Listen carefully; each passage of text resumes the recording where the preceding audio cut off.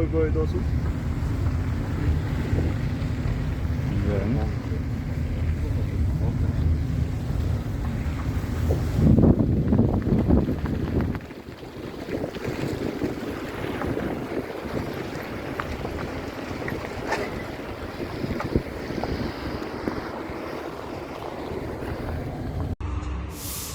Assalamualaikum, hurmatly bizden Akbatan katıldıklar bugün 22 sentyabr 2024 yıl Noqat rayonu Aylampa. Budan 2 gün aldım, bu жерден Aylampаны алып таштаган. Эми жакында мына асфальт бүткөндөн кийин бул жерге мына сүрөттө башында көргөндө сүрөттөгүдөй ошол жерде мост курулат экен, үстү жабылган. Кыргызстандын түндүгү мурун кичинекей, ортодо кичинекей эле болчу.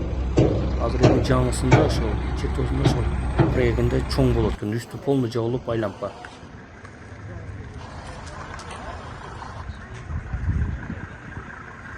Бул жерде көрүп турганыңыздар Афсат Раджинин алды кеткен.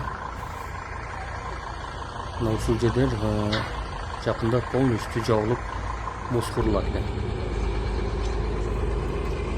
Мурун билесиздер, бул жерде светофор Aylampa'da кичинекей болгондуктан пробка аябай көп болчу. Пробка тегилди. Ишке стоянкасына чейин түшүп кетти.